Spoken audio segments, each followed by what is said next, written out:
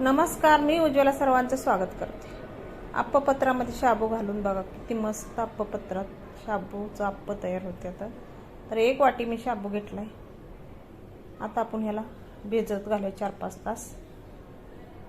स्वच्छ पाण्याने 2 पाण्याने धुवून घेतला आणि भिजत ठेवलाय बघा 5 तास। पाणी 1 इंच ठेवायचं शाबू बुडेपर्यंत। तर 5 तास झाल्यात आपण शाबू भिजलाय का बघूया। पटकन ही रेसिपी तयार होते बघा। एकदा शाबू भिजवून घेतला ना पटकन तयार होते। 2 बटाटे मी उकडून घेतले, त्याची साल काढून घ्यावे। बटाटा किसून घालायचे, छान चव येते आपल्याला।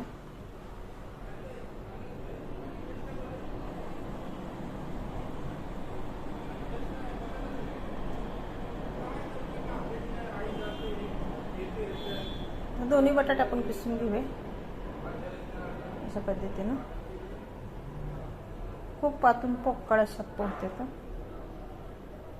1 चमचा दाण्याचं कूट घाले, लाल तिखट घाले, चवीपुरते मीठ घाले,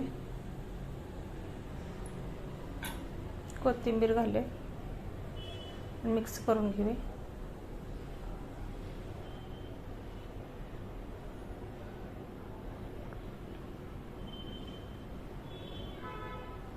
अशा पद्धतीने मिक्स करून घेतले बघा।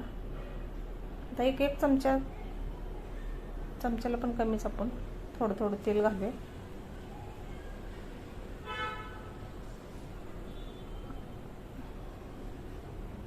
आणि 1 चमचा आपण शाबू सोडूया अप्पपत्रामध्ये। पोट भरून आपला अप्पपत्र अप्प तयार होते। तर पोट भरणार आहे बघा उपासाला।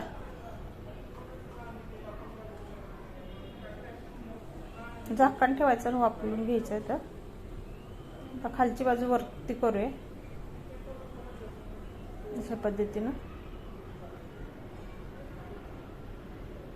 सर्व पलटी करून घेऊया आपण। खूप मस्त झाले तर बघा, छान झाले। तर चवीला तर अप्रतिम लागते ही आपण चटणी। अशा पद्धतीने सगळं पलटी करून घेतले आपण। परत झाकण ठेवूया 1 मिनिटभर। दोन्ही साईडनं आपलं चांगलं भाजलेत बघा।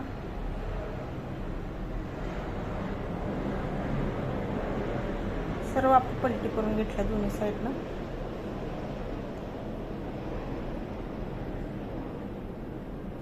तर अशा पद्धतीने आपलं अप्प तयार होते। आता उपासाला कोणत्या पण उपासाला तुम्ही खाऊ शकता। एकादश असो, संकष्टी असो, सगळ्या उपासले की अप्प चालते। आता काढून घेऊ आपण।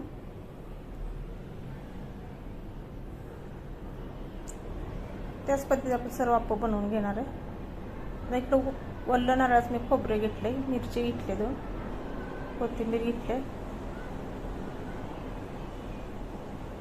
साखर घातली 1 अर्धा चमचा, मीठ घातलं चवीपुरतं, लिंबाचा रस घाले,